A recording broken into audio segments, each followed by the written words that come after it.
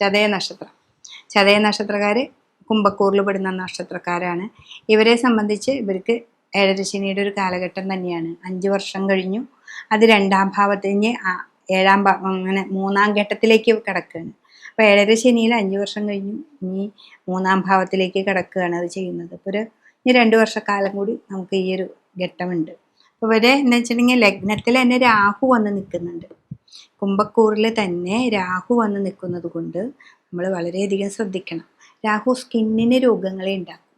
അതാണ് രാഹുവിൻ്റെ ഏറ്റവും വലിയ പ്രശ്നം. അപ്പം ശനിയുടെ അതേ സ്വഭാവം തന്നെയാണ് രാഹുവിനും ഉള്ളത്. പിന്നെ എന്ന് വെച്ചിട്ടുണ്ടെങ്കിൽ നമുക്ക് സാമ്പത്തികമായിട്ട് ഇവിടെ 5ാം ഭാവത്തിൽ വ്യാഴമുണ്ട്. നമുക്ക് സർവ്വ ഈശ്വരകാരകത്വം നമുക്കുണ്ട്. എന്താണെന്ന് വെച്ചിട്ടുണ്ടെങ്കിൽ ഓരോരുത്തർ സാമ്പത്തികമായ കാര്യങ്ങളൊക്കെ പറയുമ്പോൾ പെട്ടെന്ന് മോഹങ്ങളെ കൊടുക്കും ഈ രാഹു. ഇപ്പോൾ കുറേ ബിസിനസ്സുകളുണ്ടല്ലോ, ഇത്ര രൂപ ഇട്ടാൽ ഇതിൽ കൂടുതൽ കിട്ടും എന്നൊക്കെ പറയുന്ന ബിസിനസ്സുകളൊക്കെ ഉണ്ട്. അതിലൊക്കെ പെട്ടെന്ന് മോഹങ്ങൾ വരുത്തുന്ന ഒരു ഗ്രഹമാണ് നമ്മുടെ രാഹു. അപ്പോൾ അതറിഞ്ഞുകൊണ്ട് അതിലേക്കൊന്നും പോയി ചാടാതെ മുന്നിലേക്ക് പോകണം.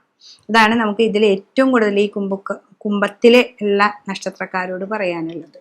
അപ്പോൾ ഈ ചതയ നക്ഷത്രക്കാർ അത് വളരെയധികം സൂക്ഷിക്കണം. അത് ഫുള്ളും ആ ചതയ നക്ഷത്രക്കാർ അതിൽ ഉണ്ട്. പിന്നെ 7ാം ഭാവത്തിൽ കേതുവാണ്. 7 എന്ന് പറഞ്ഞാൽ ഭാര്യയുടെ ഭാവമാണ്. പിന്നെ പുറത്തു നിന്ന് വരുന്ന ദോഷങ്ങളുടെ ഭാവമാണ്. അപ്പം അതുകൊണ്ട് തന്നെ ഈ കേതുവിൽ നമ്മൾ ഭാര്യ ഭർത്താക്കന്മാരായിട്ടുള്ള ബന്ധങ്ങൾക്ക് ഒലച്ചിൽ വരാനായിട്ട് സാധ്യതയാണ്.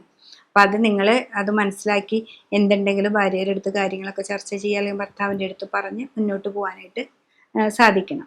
ഇവിടെ സാമ്പത്തികമായിട്ടുള്ള ബുദ്ധിമുട്ടുകൾ ധാരാളം അനുഭവപ്പെടുമല്ലോ ഈ 2ൽ ശനി വരുമ്പോൾ. അപ്പം നമ്മുടെ വാക്കുകളിലൂടെയാണ് നമുക്ക് ഇവിടെ സാമ്പത്തികമായിട്ട് പുരോഗതി വരുത്തേണ്ടത്. വാക്കുകൾ വളരെയധികം ശ്രദ്ധിക്കുക. പെട്ടെന്ന് ദേഷ്യം വരികയാണെങ്കിൽ നമ്മൾ ആ സമയത്ത് മിണ്ടാതിരിക്കുക.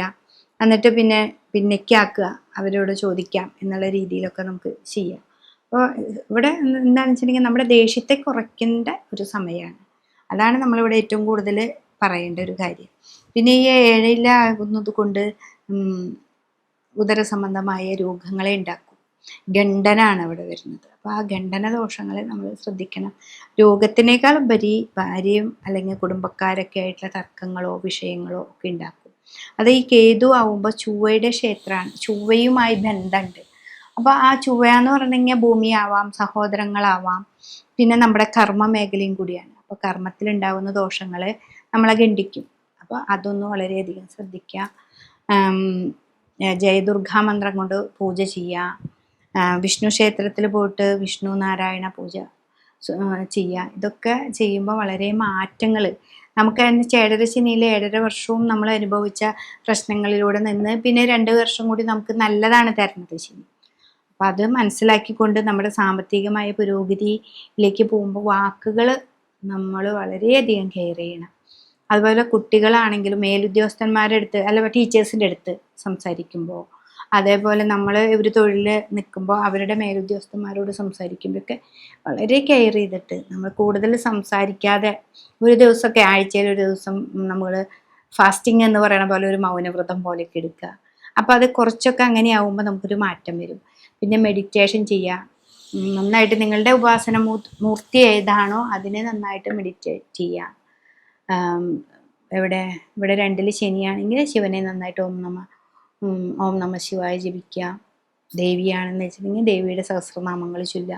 ഇതൊക്കെ ചെയ്യണം. ഇതാണ് കുംഭക്കൂറുകാരെ കുറിച്ച് നമുക്ക് കൂടുതൽ പറയാനുള്ളത്. പുറത്തേക്ക് വിദേശത്തേക്കൊക്കെ പോകേണ്ടവർക്കൊക്കെ പോവാട്ടോ.